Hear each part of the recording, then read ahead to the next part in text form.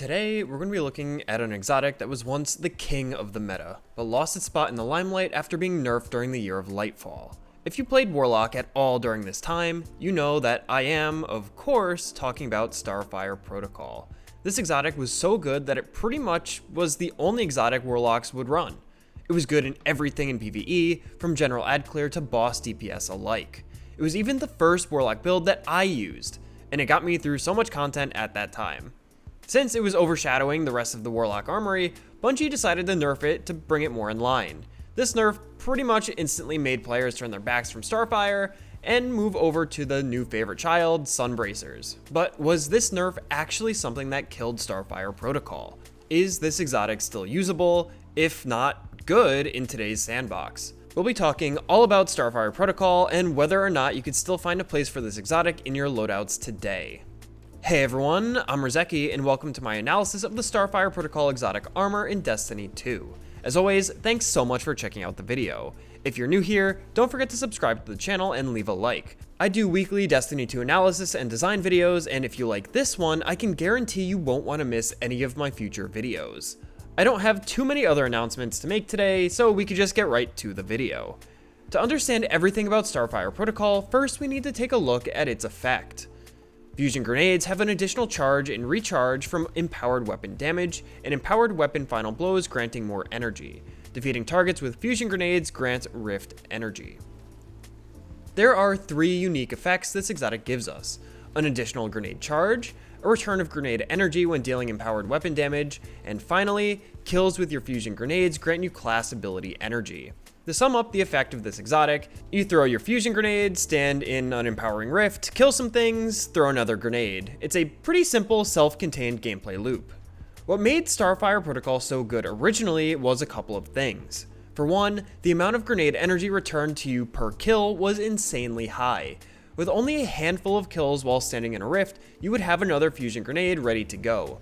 Coupled with the fast rift energy regeneration from those fusion grenade kills, you could easily keep a near infinite grenade rift grenade combo going for huge amounts of ad clear and even boss DPS. And with Solar 3.0, we were given Ember of Resolve, which gave us a small amount of healing for each grenade kill. So now, not only do we have near infinite number of grenades, but we also have a near infinite amount of healing. You could say that your fusion grenades basically became healing grenades while using Starfire Protocol and Ember of Resolve. The nerf to Starfire targeted a single aspect of the exotic, the grenade energy refund. Post-nerf, it takes many more kills to actually regain a full fusion grenade charge again. So basically all the nerf did was make it require a bit more effort to get the recharge. Everything else remained the same, and that's why I wanted to take another look at this exotic. Like most players, I too switched to the Sunbracers exotics as a replacement, but now even Sunbracers were nerfed for a similar reason.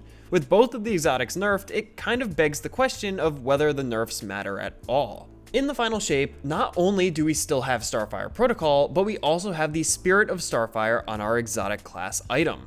I wanted to see for myself if either of these options worked well in the current sandbox, so I did just that. First, we gotta talk about the original Starfire Protocol on Solar. The build I used kind of just built itself. I left a dim loadout in the description if you want to take a closer look at it. To get our combo going, all we need to do is grab Empowering Rift and Fusion Grenades. But there are a number of other build choices that will make it better. Touch of Flame will make our Fusion Grenades explode twice, and like I mentioned earlier, we still want to take Ember of Resolve for healing. With just this, you should be set to at least try out Starfire. I also added some armor mods to refund some more grenade energy to bring Starfire Protocol a bit back to where it was before the nerfs, but not completely. But how did it actually perform? After a bit of getting used to Starfire Protocol again, aka you actually need to actively play to get the kills and heals, and for the most part it played really well. You do have a noticeably lower uptime on your grenades compared to the pre-nerf, but it wasn't that much lower.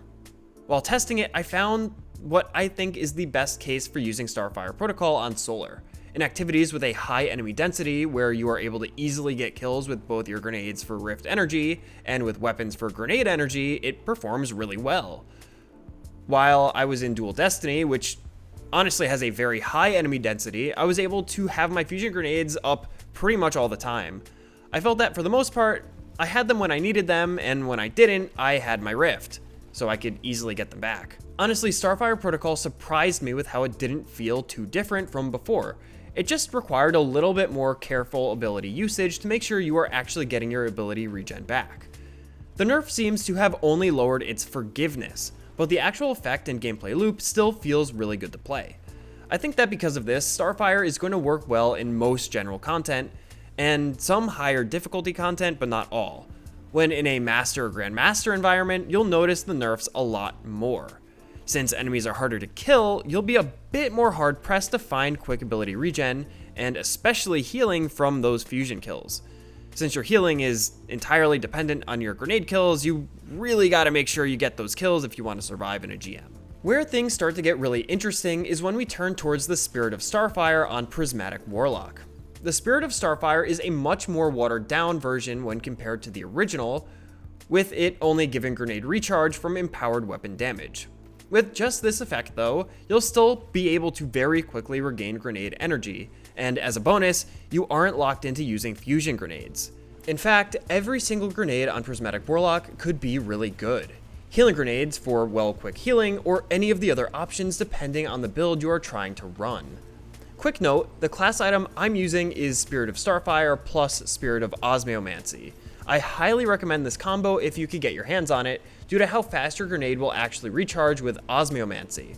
With every single build I'm about to talk about, I pretty much instantly got my grenade back as soon as using it, which was way faster than OG Starfire Protocol, with the benefit of having more grenade options other than just fusion grenades.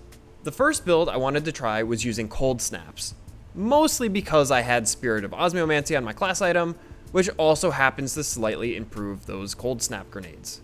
Cold Snaps were no good for boss DPS, but the general ad clear and crowd control potential is real. Throw a Cold Snap, freeze 2 enemies, shatter those enemies, they freeze more, and then you instantly get your grenade back, and then you just do it again. For low-end content, the shatter damage alone is good enough to clear rooms quickly, but in higher difficulties, the freeze and crowd control is going to be huge. Since you only need to hit targets to regain your grenade energy with Osmiomancy, the multi-target hits alone are pretty much enough to get your Cold Snap back. Starfire will help top off whatever energy you still need, or will help you get your grenade back if you happen to hit fewer targets than you need for a regen. For bosses, I found that throwing out the Cold Snap, although not doing much damage, gave me a full grenade charge back instantly, just for hitting the boss. But Cold Snaps aren't the only option here, and depending on what you want to build towards, you could either pick Vortex or Threadling grenades. Just like with Cold Snaps, both of these will regen extremely quickly, especially with Threadling grenades, since Threadlings actively seek out targets just like Cold Snaps. For a higher damage grenade build for general ad clear, Threadlings are amazing. There is a ton of support for Threadlings in general in the Prismatic kit, and being able to spam these grenades just makes it better. And to top it off, if you combine this version of the build with the Euphony exotic from the new raid, your DPS is going to be super high for bosses because of how fast you could stack the Spindle perk. And finally, you could also opt for Vortex grenades. This would take advantage of the Facet of Dominance to also weaken targets your grenade hits. Pretty good for general content, and pretty good for boss DPS because of the weaken effect. With any grenade you choose here, the rest of the core build kind of just builds itself, just like with OG Starfire. Feed the Void works with any of these grenades for big healing, and Facet of Mending gives you an extra healing from each grenade kill, much like Resolve on Solar. Prismatic has access to a number of other fragments that help regen your grenades too, so there's a lot of support for these extremely fast energy refunds. All in all, both the OG Starfire and the Spirit of Starfire builds are good. I would probably put the Prismatic build a bit higher up than the OG Starfire, mostly because of the instant grenade refund and the larger number of grenade options. But even the original Starfire Protocol performs really well, so long as you're on top of keeping the combo alive and the gameplay loop going. Starfire Protocol may not be in the spotlight anymore, but it's still a great option for those who want to run a grenade build on their Solar or Prismatic Warlocks.